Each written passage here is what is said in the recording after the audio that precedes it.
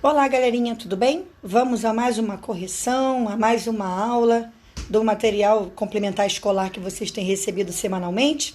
Vamos lá? Bom, espero que vocês estejam bem e os familiares de vocês também. Como nós estamos trabalhando Tom Jobim e Vinícius de Moraes, hoje nós vamos ver uma letra de uma música muito famosa, né? Que Carlos Heitor Coni, que era romancista, contista, cronista, jornalista, ele escolheu, né, qual era a música do Tom Jobim que mais agradava a ele. Então ele disse que era O Morro Não Tem Vez. Por quê? Porque é a mais carioca e a mais brasileira das músicas do Tom.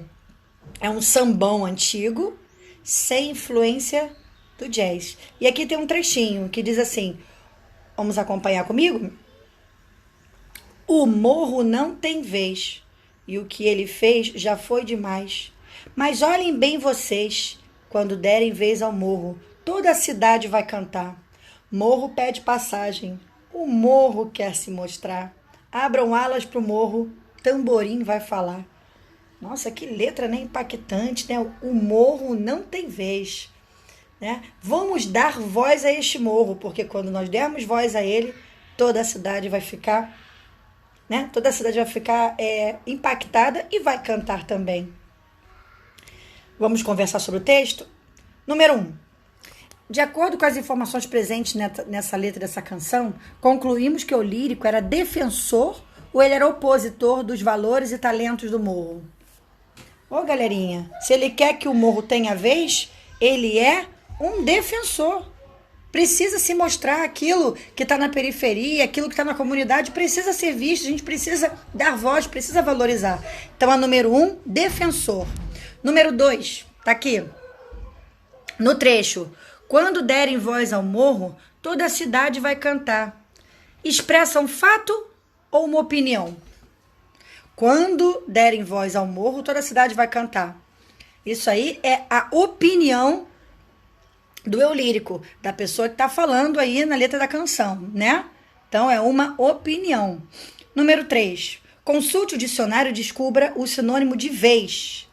Então, ó, vamos lá no texto. Quando derem vez ao morro, toda a cidade vai cantar. Quando derem o quê? Quando derem oportunidade. Tudo na nossa vida é uma questão de oportunidade, como a que vocês estão tendo agora, de estudar. Aproveitem essa oportunidade, porque é muito importante. Lá na frente vocês vão ver a diferença.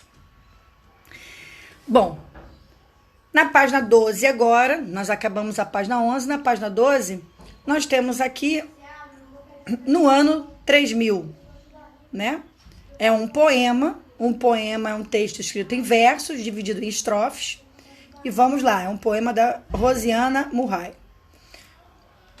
No ano 3000, os homens já não vão ter se cansado das máquinas e as casas serão... voltando.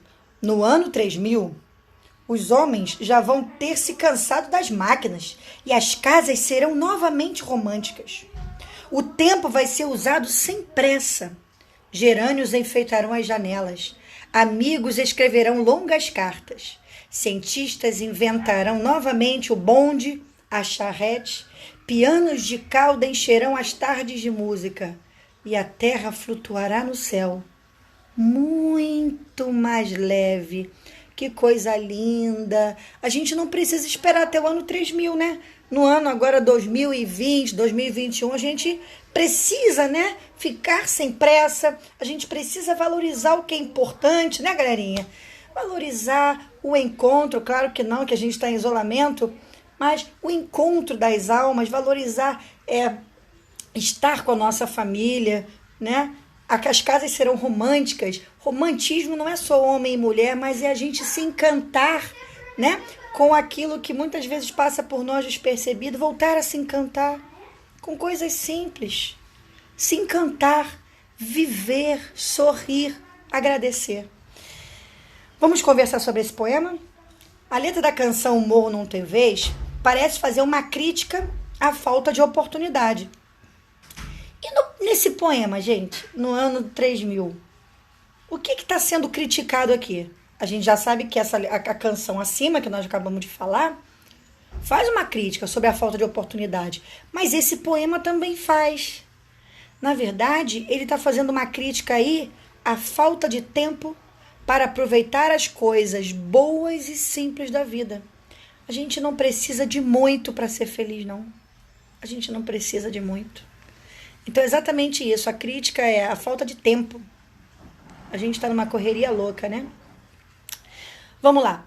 Fique ligado. Para o filósofo grego Aristóteles, que nasceu em 384 antes de Cristo, o principal objetivo de ser humano é ser feliz. Muito nos lembrou de que nossas ações devem ser dirigidas a esse objetivo. Olha, galerinha, qual é o meu maior objetivo? Ser feliz. Às vezes a gente pergunta para o nosso filho, às vezes nossos pais nos perguntam: o que você quer ser quando crescer? Aí ele fala: médico, engenheiro, eu quero ser arquiteto, eu quero ser professor, eu quero ser advogado. Ninguém responde: eu quero ser feliz. Porque se a gente colocar em pauta querer ser feliz, onde nós estivermos, a prioridade é ser feliz. Beleza? Tem uma produção de texto aqui, mesmo durante esse período de pandemia, a gente precisa buscar a felicidade com as nossas boas ações, né? Então, o seu desafio, e eu quero que você envie para mim, né? Quem puder, claro, mas eu gostaria muito, você que está fazendo as produções de texto, é muito importante que vocês treinem, que vocês escrevam. Vocês vão produzir um sambão ou um sambinha, como queira você chamar, sobre felicidade. Uma letrinha, pode ser um versinho, uma estrofezinha, tá? Assim, só uma estrofe, né? Uma estrofezinha, uma rimazinha. E aí, né, claro que tem que ter musicalidade, né? Ou, isso é uma opção. A outra opção é selecionar um fato feliz da sua história e contar numa sequência organizada. Vou até fazer um vídeo de língua portuguesa sobre isso. Uma sequência organizada. Você vai narrar em primeira pessoa, porque você vai ser narrador personagem. Vai colocar em parágrafos bonitinho, começo, meio e fim, a pontuação direitinha, a ortografia das palavras, beleza? Caprichem. Vamos a um outro texto que ele tem uma base narrativa sobre a nossa cidade. Rio de Janeiro, a cidade maravilhosa. Embora chovesse muito, as minhas casas ainda não tinham água. Por isso foi decidido dar continuidade à construção dos Arcos da Carioca, os Arcos da Lapa. Assim, ganhei um bonito aqueduto que levava as águas do Rio Carioca. Descia as ladeiras do Morro do Desterro, hoje Morro de Santa Teresa, e terminava no Morro de Santo Antônio. E os problemas de abastecimento no centro da cidade foram resolvidos. Então, é uma historinha aí sobre a cidade do Rio de Janeiro, né? É um texto narrativo, conta uma história. Qual é a história que está sendo contada? Né? A história da cidade do Rio de Janeiro. Então, ó, quem conta a história acima? Quem conta a história acima? Quem está contando? Quem está contando é o próprio Rio de Janeiro. Quem conta a história é a cidade do Rio de Janeiro. Beleza? Segunda. Qual o significado da palavra embora chovesse muito? Olha, galerinha, presta bem atenção nesse embora. Imagina o seguinte, vou dar um outro exemplo. Mesmo que você seja insuportável, eu gosto de você. Qual é o obstáculo para eu não gostar de você? É o fato de você ser insuportável, mas eu não gosto mesmo assim? Então, quando eu tenho uma palavra, o embora, mesmo que, ainda que, né? Todas essas palavras, elas têm ideia de concessão, ou seja, é uma ideia contrária, apesar de. É como se eu tivesse um obstáculo e esse obstáculo fosse superado. Ó, mesmo que chova, eu vou à praia. Qual é o obstáculo para eu não ir à praia? É a chuva, mas eu vou mesmo assim. Então, isso é uma conjunção, uma palavra que tem ideia de concessão. E a pergunta é, qual é o significado dessa palavra? Embora chovesse muito, apesar de chover muito, O apesar de pode servir como resposta para cá, para aqui, ó, para cá, para baixo. Beleza? A outra. Observe o trecho tirado do texto. As minhas casas ainda não tinham água. As minhas casas ainda não tinham água. As minhas. Tá falando da casa de quem? As minhas casas. São as casas de quem? A quem se refere esse termo sublinhado? Se refere às casas da cidade do Rio de Janeiro, porque é o Rio de Janeiro quem está contando essa história. O Rio de Janeiro que é o narrador. Então, as minhas casas, as casas da cidade do Rio de Janeiro. Beleza? Nossa cidade tem muitos talentos, recantos, o morro, a praia, as pessoas. Há algum lugar nessa cidade, galerinha, que desperta em você bons sentimentos? E por isso você gostaria de conhecer? Quando passar esse período, né? Quando esse distanciamento terminar aí, a gente pode visitar, né? Vocês. Aqui tem a fotografia do Centro Luiz Gonzaga, o Centro de Tradições Nordestinas, ó. Não sei se vocês já foram lá. Gente, o meu preferido, a Ilha de Paquetá. Que saudade da Ilha de Paquetá. Tá aqui, olha. Ilha de Paquetá. Aqui tem também a Praia da Barra da Tijuca. Ai, que saudade. O Museu Nacional de Belas Artes. Olha quanto lugar legal pra gente visitar, né? Pra vocês visitarem. Envie. Aquilo que vocês produzirem, envie, tá? Envia pra gente. Envia pra mim, tá bom? É muito bom quando vocês compartilham. Um grande beijo e até a próxima.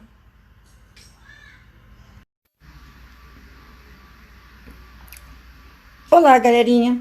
Tudo bem com vocês? Bom, eu já comentei com vocês, estou com o planejamento aqui aberto, né? Tá projetando aqui na tela para vocês. E eu já fiz o vídeo, né, comentando as questões do material de complementação escolar da semana 31 de agosto a 4 de setembro, as páginas 11, 12 e 13. Lá eu comentei os textos, comentei as respostas, né, o gabarito, fiz a correção com vocês e expliquei também as questões gramaticais que apareciam. Então, dá uma olhadinha, né, nesse material, tentem fazer. E eu sempre explico questão por questão, tudo que aparece ali que é importante. Beleza? Além de comentar esse material de complementação escolar, eu vou toda semana também trazer dicas para vocês de algumas coisas importantes.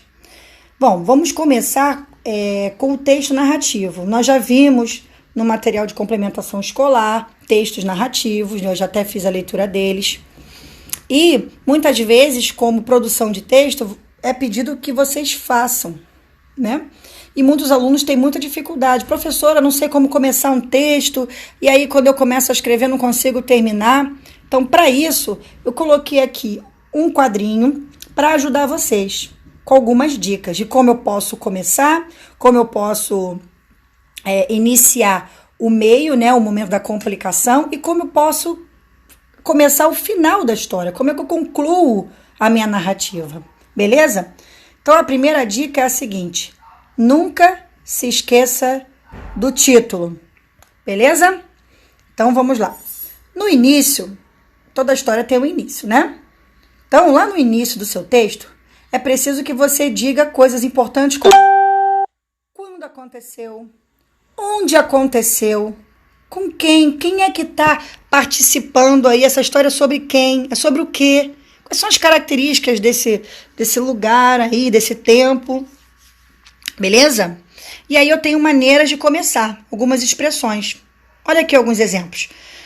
Certo dia, ou certa tarde, um belo dia, há muito tempo atrás, certa vez, era uma vez, no último verão, aí tá no último verão, em uma noite estrelada, em uma manhã de sol. Olha de quantas maneiras eu posso começar a minha historinha, beleza? E depois que eu apresentar a personagem, apresentar o lugar, né? Eu vou entrar no momento de complicação. Eu vou dizer o que aconteceu. Como que aconteceu? É o momento do conflito e do clímax, é o momento do suspense. E existem palavras que vão ajudar a gente a começar esse momento. Que palavras são essas, professora? Então, de repente, ou foi quando, ou em seguida, ou nesse momento, ou ninguém esperava, ou nessa hora, ou no momento em que. Observem que todas essas expressões nos ajudam a construir a nossa complicação, o nosso clímax, né? Nosso momento de suspense. E aí eu vou contar nessa parte aí como aconteceram as coisas e tal. No final, a gente vai ter a conclusão. A solução talvez de um problema, de uma situação que tenha acontecido, que você já contou. E aí você vai terminar o seu texto, concluir. E é muito importante que na conclusão a gente tenha expressões e palavras que indiquem essa conclusão. Alguns exemplos estão aqui. Por fim, finalmente, dessa forma, assim sendo, enfim, depois de tudo resolvido, saiu aqui, né? Depois de tudo resolvido, quando tudo terminou, depois disso tudo, olha, observem que todas essas palavras, elas são palavras conclusivas. E elas podem servir para vocês terminarem o texto de vocês. Eu vou tentar agora criar uma historinha bem curtinha, mostrando para vocês que é possível usar essas expressões. Vamos lá? Eu vou fazer uma narrativa em terceira pessoa. Ou seja, eu não vou participar da história, eu apenas vou contar como uma narradora observadora. Beleza? Então, vamos lá. Primeira coluna aqui, no início, hein? Há muito tempo atrás, havia um rei muito orgulhoso. Tudo que as pessoas falavam para ele, ele menosprezava, porque ele sempre se achava melhor do que todo mundo. Tudo que ele fazia era o melhor. E o que as pessoas diziam que faziam nunca tinha valor. Já apresentei o rei, que era orgulhoso, e tudo que as pessoas faziam não tinha valor. Agora vamos para o meio da narrativa. Eu vou começar agora o momento do conflito.